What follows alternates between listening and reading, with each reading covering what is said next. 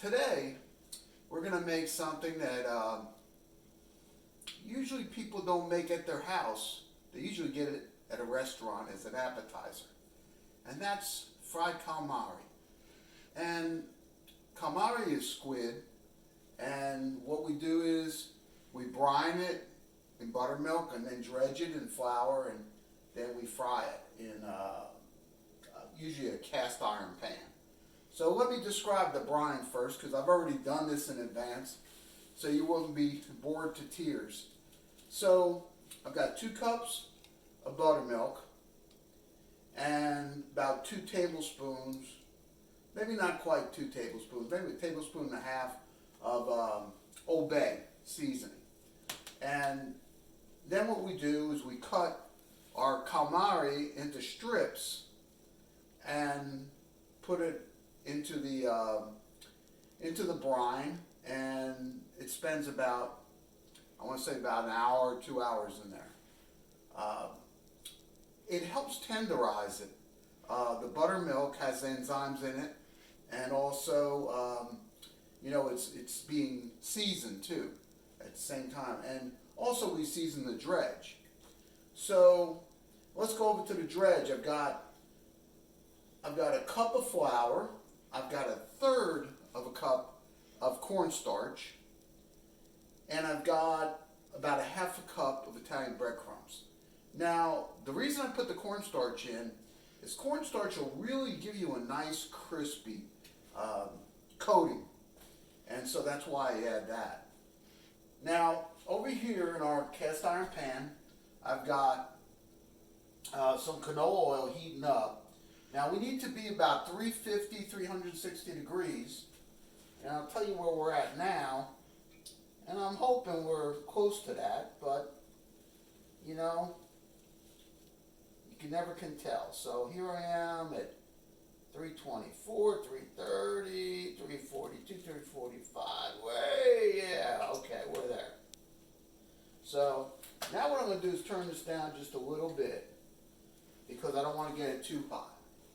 So now we're going to start getting I've already dredged some, and I'm going to dredge a few more here.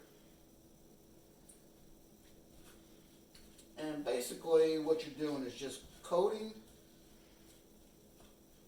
the pieces with flour, seasoned flour, and getting it ready to go into the fry pan. So I've got some already pre-dredged and ready to go. So we're going to start getting this in. We'll probably have to do some batches because there's a lot. I've got about 2 pounds here. Wow, this is really going crazy. So I'm going to turn that down just a little bit more.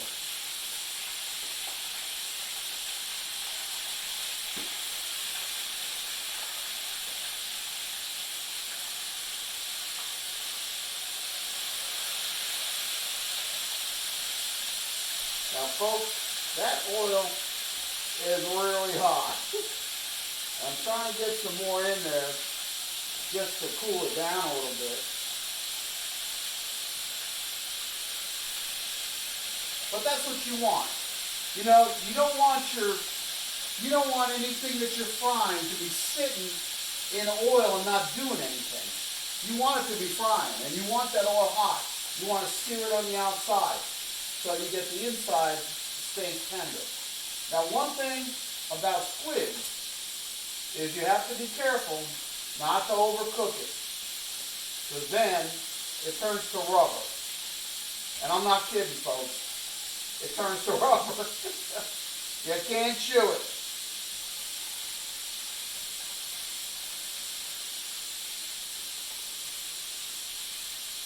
Alright, so our first batch is just about done. You want to get a nice color on it. And oh yeah, that looks really, really nice.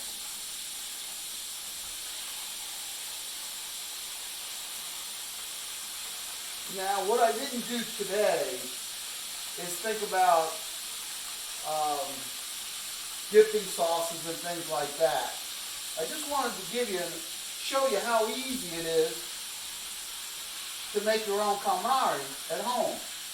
You know, so you can't go to the restaurant, or you don't want to go to a restaurant because, you know, the COVID, you don't feel comfortable.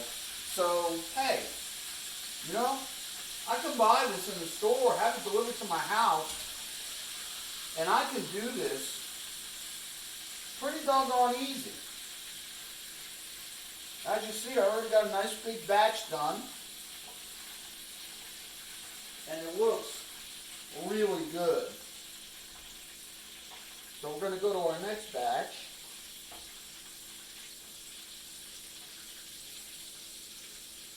Get that going. Oh man, I just love this stuff. I really do. So we need to turn it probably back up again, because I turned it down because I didn't want the oil to come out of the fry pan and start a fire. So we turn it back up again. We're almost at like 3/4 heat. And we'll let that go. In the meantime, I'm going to taste one. It's really hot. Oh. That is so good. And it's tender. So I caught it before it got the rubber. And that's the only thing you have to worry about. Because if it doesn't go rubber, you got to throw it out. I mean, or else you'll be sitting there, you know,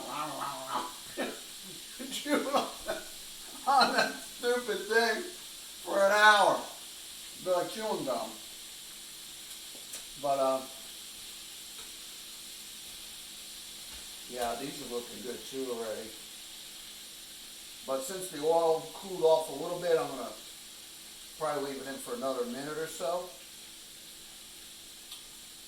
But some ideas for dipping sauces. I like a marinara, a little marinara, so maybe a pizza sauce.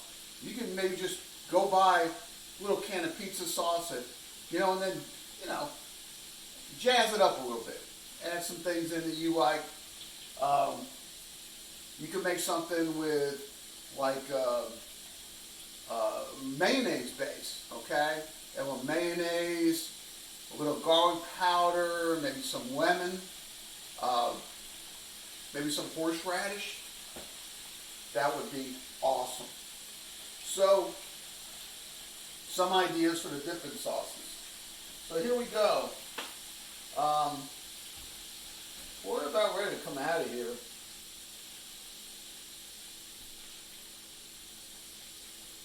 Want to make sure this is good and cooked first. Oh, they're looking really good. Alright, so this is my second batch. Only problem I might have is I have too small a receiving plate, receiving station here.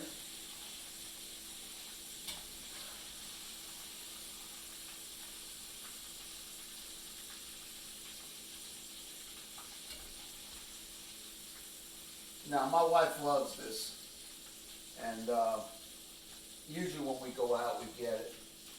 And, you know, we know what it's supposed to be like, and sometimes it's just a disaster and a big disappointment. And, you know, you go in there thinking, oh my God, I'm going to get this nice, crispy, crunchy, tender calamari with a beautiful dipping sauce. And, you know, sometimes I go in there and they just screw it up. You know, it's either rubbery or one place we went coated it with some kind of a sauce or something, and it just made it floppy, and you know, the crispiness was gone. And so it was like, man, it's like eating, you know, floppy, nasty. Anyway. Anyway, this is the way you do it, you know? You get it nice and crispy, and you do it in batches so you keep it hot, and your finished product is going to be really good. So anyway, nice seeing you on Phil's Kitchen. Please subscribe and please comment. I'd like to hear, you know, if you've got ideas that you'd like to see, some techniques or whatever. I'd love to do it. I'm open to any suggestions. So, y'all take care.